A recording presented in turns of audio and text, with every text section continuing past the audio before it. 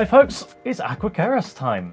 So if you've been following the community tab, you'll know that today we are going to be making the pump bracket.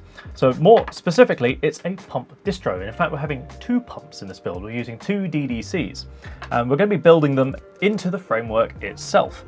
Now I've done sort of similar things before, so I've got a little bit of experience with what I'm doing with this one, but this should be rather cool. So what we're going to be doing is we're starting off with this 20mm thick piece of plate.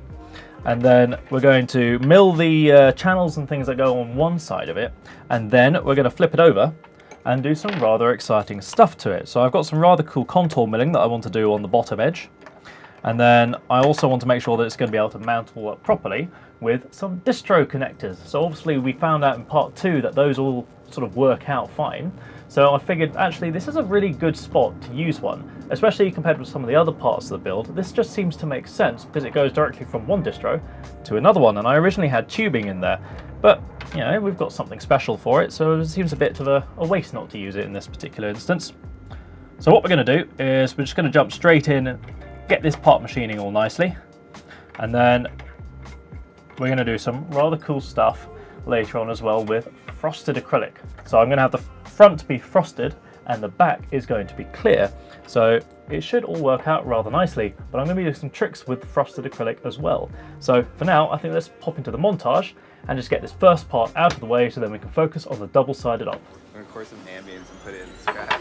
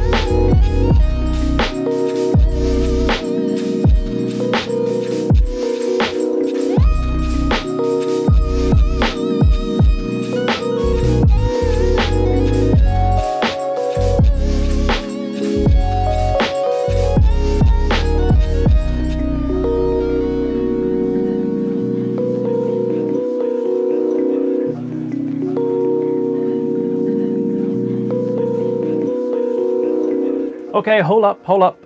I just want to show you something before I do this next tool change, because this tool is hilarious. So I'm going to be using this thing. About noisy cricket. I feel like I'm gonna break this damn thing.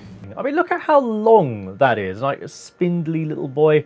That is only 3mm wide, but it has a flute length of 25mm, plus like a shank of about 50 on top of that. So this is hilariously big relative to its width.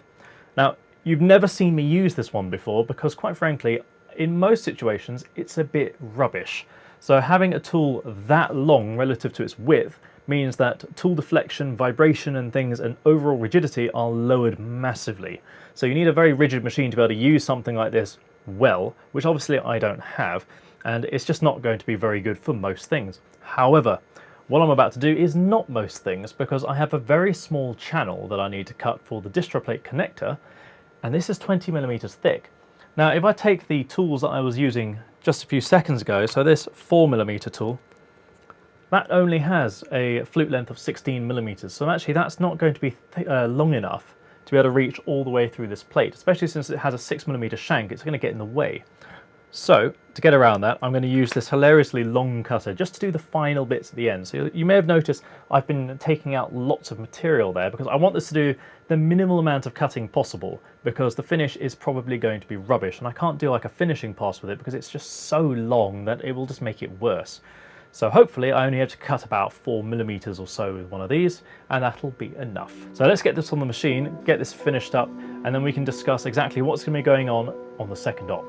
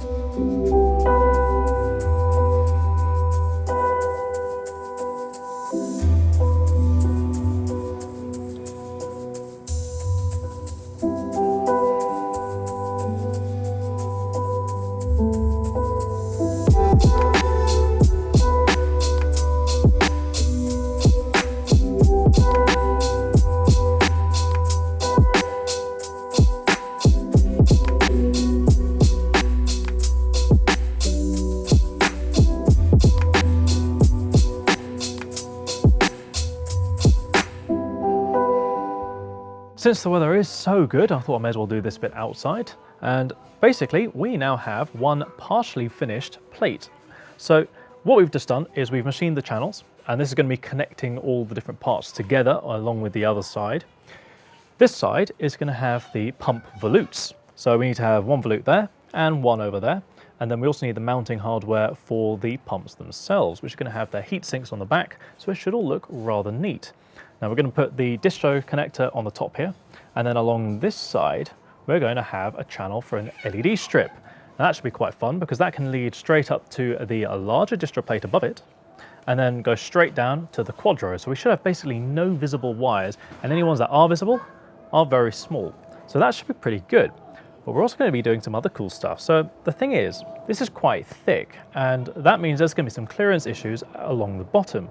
So to negate that, I'm going to be doing like a contoured section. So what I'm going to do is I'm going to machine this part here down about 6mm or 7mm or so, and then we're going to have a nice chamfer going up, and we're going to have to do that with a ball mill. So it should look pretty interesting. Now normally I wouldn't take the protective backing off this early, but since this is going behind a frosted piece, it literally won't matter at all.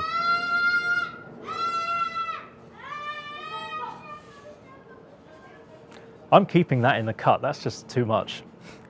On top of that, we're then going to be doing the frosted section. That's going to be 10mm frosted. It's got frosted on both sides.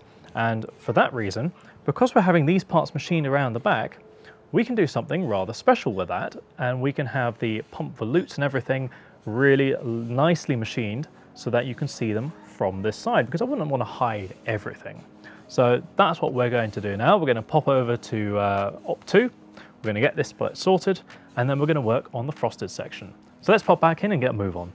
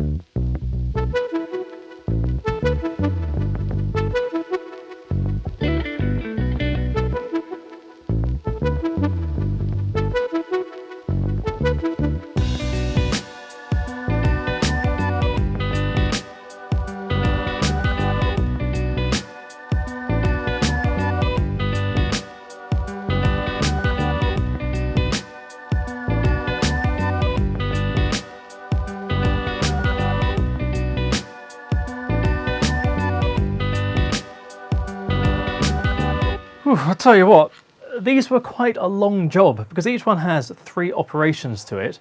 That's an awful lot of putting on the bed, taking it off, checking my measurements, putting it back on the bed again, doing my work holding, and all the while making sure that I don't make any heinous errors.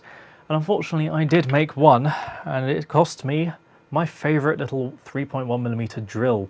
And this is one that has struck before. In fact, it's the one that killed the previous drill that this one replaced.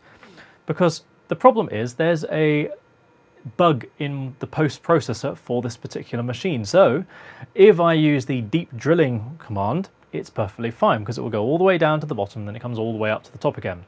But if I use the regular drilling command, it basically goes all the way down and then comes up about 1/3 of the way and then immediately goes to the next hole. So I'm going to have to look into that at some point because it's really frustrating not being able to use it, and it's quite dangerous because it defaults to the regular drilling command. So if I don't remember to switch it to deep drilling and do all the right things for that, it just means I'm going to be doing this more and more often. And they're not cheap, these, so it's a bit of a pain that that's happened. Luckily I did have some spares so I can just use those instead, but this one's really long. And had that happened on the thick side of this plate, we'd have been in a little bit of trouble. That said, I'm so happy with the finishes on these for the most part. There's a little bit of marring on this side here, and that's because I didn't notice that my 6mm end mill is getting a little bit dull. And that's actually quite annoying because I only saw it after I'd done the cut and I was sort of out of leeway to make it a little bit deeper. And I do actually have a replacement for that one, so had I noticed a little bit sooner, I could have used that instead and it would have been beautifully clear, because like these parts came out wonderful. And the surfacing, oh my goodness. I mean, look, it's almost completely clear. You wouldn't know that it has been surfaced unless I told you. You can just about make it out if you sort of angle it correctly, but face on, you'd never know, and that's the exact finish I want. So now, with these 2 done, I've also got the LED cover that I need to do the glass blasting for. I think it's about time that we pop the O-rings in here, made them up, and then get this thing properly installed and put it into the chassis.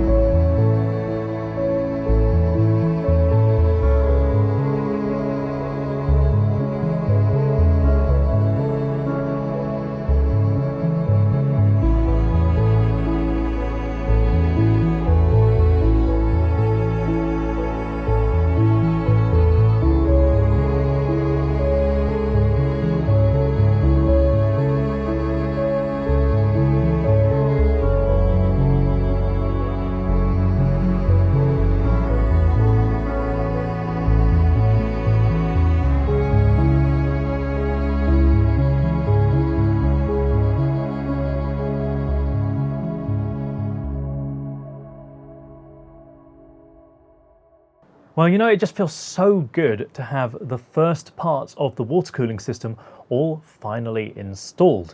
Now, obviously, there are still some things to do on here. For instance, these straggly wires are obviously going to have to go. So I'm going to be taking those off and doing those later when I do all the wiring, just to make sure that everything is done properly, because some things might still move around and I'm still not quite decided on how I'm going to be routing some of the cables. So I'm going to leave that till later. It makes a lot of sense. But Next on the list, I think, is going to be putting in the radiator mounts. So we're going to have a big 480mm radiator on the front, and then we're going to have a 360 which comes along a distro plate along the back here. Now the reason why I want to get those done early is because they're really quite an important structure for what goes in the middle. So we're going to be having a very big distro plate along here which connects directly to this one over here, and that should be pretty exciting, but to do that it mounts in to the front. So I want to make sure those parts are all done first before I commit to doing any of the bits over here, because those might need to change for mounting systems. Obviously we've got some wood going in as well, and I want to make sure that everything is going to fit with that. So there's a lot to do, but it's nice to see that there's actually a little bit of progress being made. Now before some of you start furiously typing in the comments, yes, I have considered glass blasting the heat sinks for the DDCs. I didn't in this one because I'm not so certain about the plating procedure, because the problem is when you glass blast them, it does sort of rip the original plating off. So I'd have to do it again myself, and actually they're quite complicated shapes. So I want to make sure that I'm very confident in what I can plate before attempting something like that. Even these distro connectors are a little bit tricky when you're starting out. But I was very glad that I managed to get at least one done properly, and it does have the right look to it. Now obviously there's still a hell of a lot to do, so you don't want to miss any of the future updates, and the best way to stay up to date is of course by subscribing to the channel if you haven't already. You can also find us over on Instagram, builds.gg, Twitter and Facebook. We've also got our Discord server linked below, as well as our merchandise store, so if you'd like to support the channel, pop in and take a look and see if anything strikes your fancy. Now, we're also going to be having another project start up very, very soon, which is going to be run in tandem with this one. Because this is a personal build, I'm going to be making sure this one gets the time it needs. So we're going to be doing some other ones, which I think should be really exciting. So one of them is a scratch build, and that's going to be a really, really cool one and features some fairly similar components to the ones going in here. So I think you're going to like it, and it's going to be fun running it in tandem with this one, because many of the techniques that I've pioneered in this I'm going to be using in that other one. So it'll be nice to see them sort of grow organically alongside one another. Basically, this is going to be like my test bed, and I can do all the exciting sort of risky stuff in here, and if it works out, I can move it into the other projects as well. So it should be pretty exciting. Take care folks, and I'll catch you next time.